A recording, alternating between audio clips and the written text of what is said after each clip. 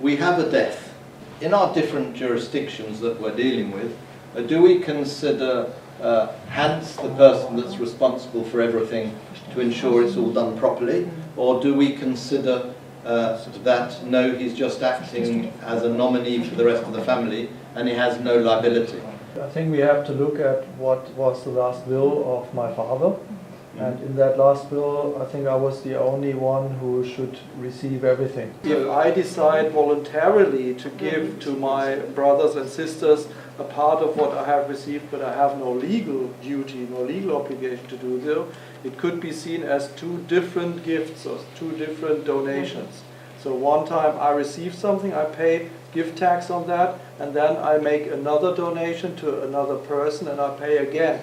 The only thing I can do, I say I don't accept the will, and then I get nothing.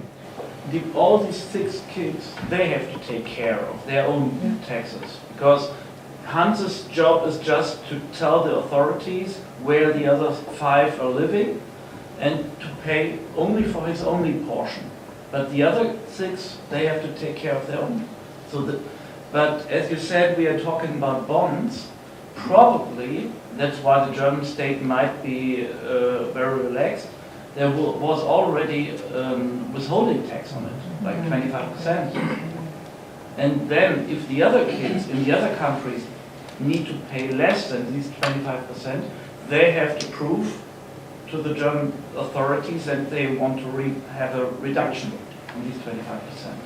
Do any of you have that type of problem in any of your countries, or are you all fairly standard Roman law or forced issue? There is no will, then half goes to the spouse, and the second half goes equally to the children. Yeah. In Australia, if there is no will, the different states have different rules, but it's a couple of $100,000 first to the spouse, and then it's usually a third to the wife, and then the balance to the children. I remember in our last session we were with Vijesh in Edinburgh, and Vijesh said we should just go and live in India because we don't have to declare anything in India, and we could actually make us everything, raise a magic wand and everything is fine. If we could look at the taxable jurisdictions, let's start off with Germany and then move to Australia.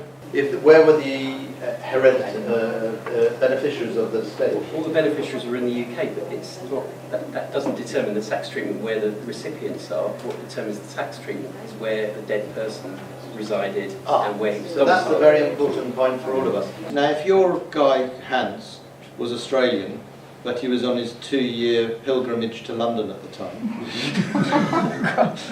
would you consider that was a London estate, or would you consider that was an Australian estate? It depends how he left Australia. If he'd left indefinitely, I would be trying to say that he's not a resident of Australia. Well, 2 years is not indefinitely, but at the time he didn't know. It can be. I say so.